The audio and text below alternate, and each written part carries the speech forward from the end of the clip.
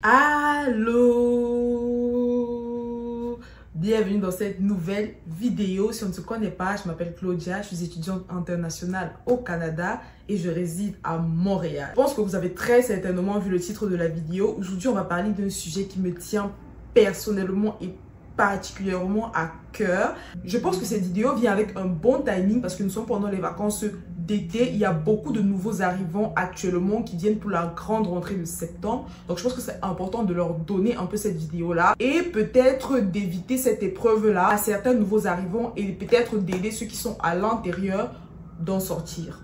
Voilà. Je vais partager avec vous quelques stratégies. Ouais, on va appeler ça comme ça. Je vais partager avec vous quelques stratégies pour surmonter la solitude lorsqu'on est loin de chez soi. Mais avant tout, posons les bases. La solitude n'est pas le fait d'être physiquement seul, mais une sensation de déconnexion et d'isolement émotionnel. Isolement émotionnel. C'est-à-dire, on n'a personne avec qui partager nos pensées et nos sentiments. Les raisons donc d'un isolement émotionnel lorsqu'on arrive dans un nouveau pays peuvent être multiples. Déjà, le plus commun, le fait de quitter sa famille, ses repères familiers. D'autres personnes, il y a la barrière de la langue qui les empêche également de communiquer avec les autres. Et à tout ça, parfois, s'ajoute le stress des nouveaux défis, comme trouver un boulot, trouver un logement, les formalités administratives, toutes les formalités administratives lorsqu'on arrive. Tout ça, c'est du stress en plus de la solitude. Donc, la première chose que moi je recommande, c'est de créer des connexions. Dépendamment si on est introverti ou extraverti, il y a des manières de créer des connexions. Si tu es quelqu'un d'introverti, il y a les réseaux sociaux qui aujourd'hui aident les gens à se rencontrer.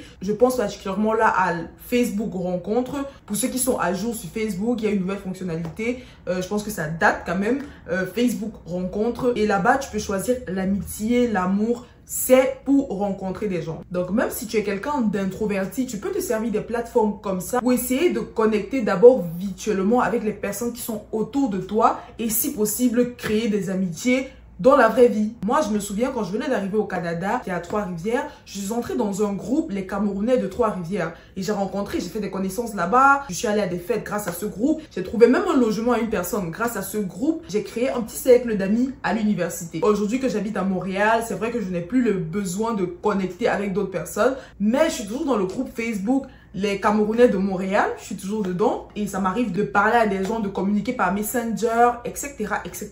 Donc, même si tu es une personne introvertie, il y a des manières de connecter avec les autres. Maintenant, si tu es une personne plus extravertie, qui n'a aucun mal à sortir de sa zone de confort, dépendamment des saisons, par exemple l'hiver, l'été, l'automne, il y a beaucoup d'activités à chaque saison pour pouvoir connecter avec des personnes dans la vraie vie. Par exemple, en été, il y a des festivals qu'on organise pratiquement chaque semaine. Il y a également des ateliers. Moi, personnellement, j'étais déjà allée à un atelier peinture. C'est des endroits où tu connectes avec des gens, en fait. Si tu es quelqu'un, tu es un amoureux du sport, il y a des clubs de foot.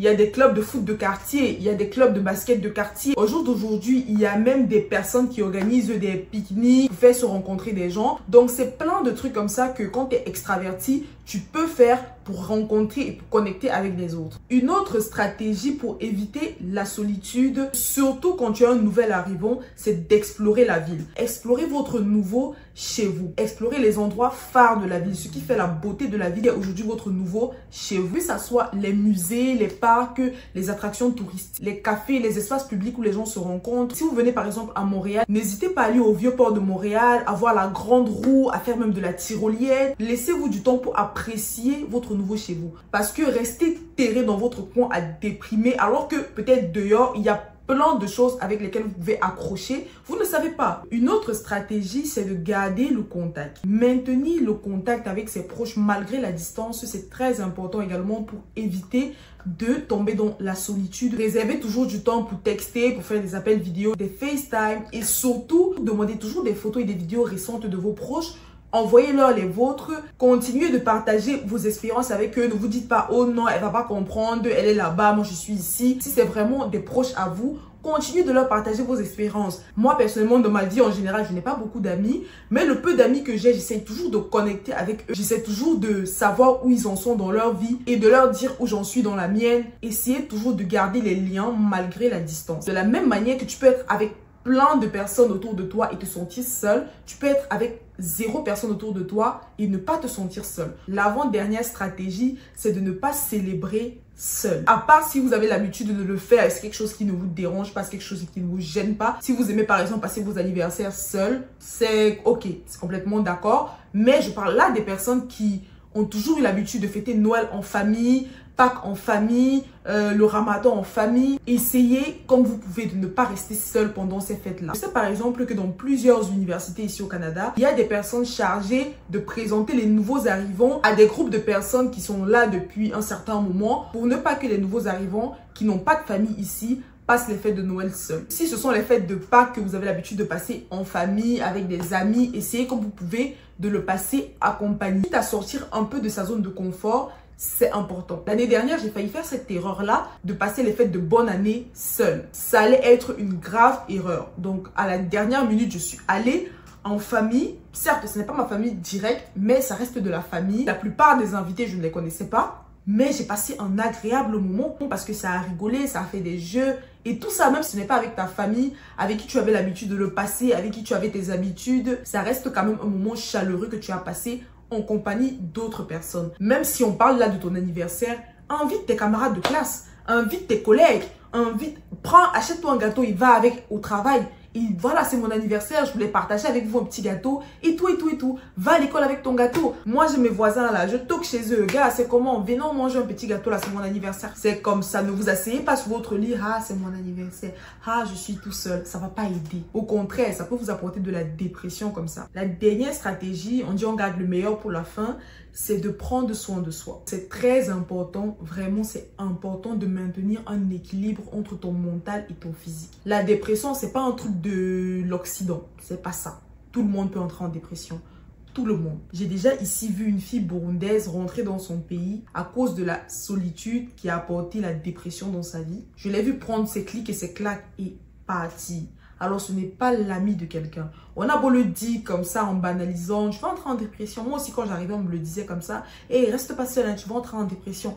Mais ce n'est pas une blague. Créez-vous une routine en vous intégrant dans votre nouvel environnement. Comme par exemple, aller à la salle de sport, aller bosser dans un café ou comme je l'ai dit tantôt, s'inscrire à un club de foot, un club de yoga, alors un club de créateurs de contenu, je ne sais pas, mais essayez de vous créer une routine en essayant de vous intégrer dans votre nouvel environnement. N'hésitez pas à rajouter en commentaire tout ce qui vous vient. Je n'ai pas la science infuse. J'ai vraiment conseillé des choses basées sur mon expérience. N'hésitez pas à en rajouter en commentaire. C'est vraiment important de parler de ça parce que moi aussi, comme beaucoup de personnes, je me disais « Oh non, la dépression, c'est un gros mot. Les gens abusent avec ça.